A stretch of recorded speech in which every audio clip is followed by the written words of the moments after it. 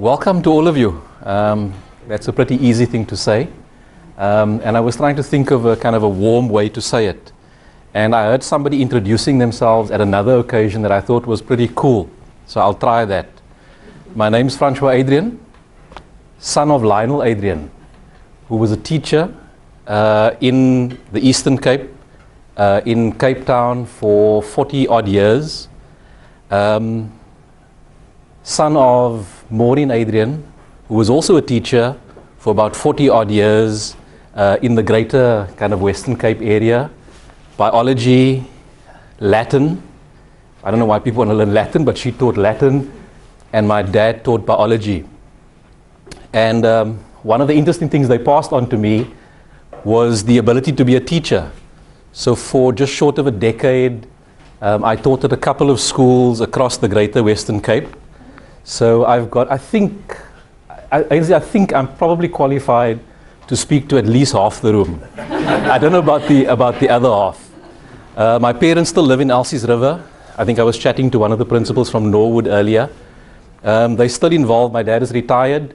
He still is very involved in a lot of the alumni activity at the schools, and he constantly fights with me around the lack of kind of major transformation from the corporate side into the education side. So whatever debates we're going to have today, my dad's had it all with me.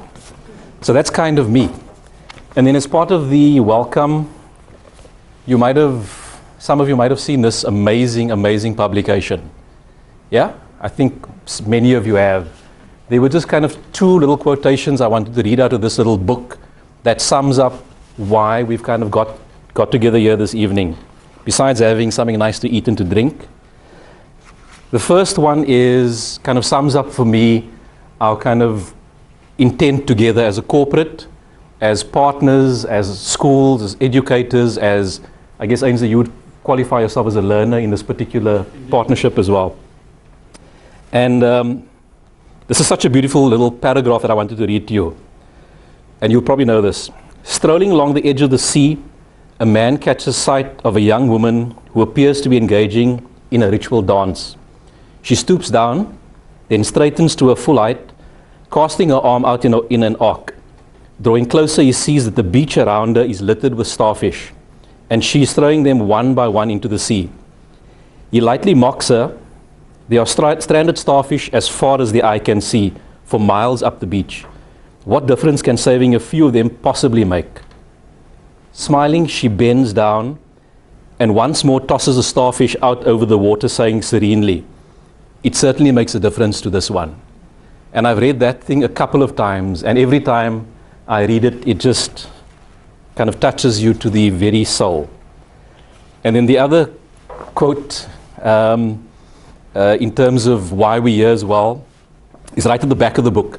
So I chose a quote from the front and the back just to sort of prove that I've read the book.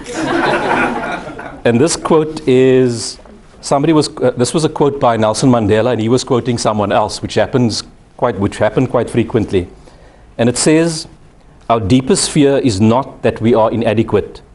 Our deepest fear is that we are powerful beyond measure. It is our light, not our darkness, that most frightens us.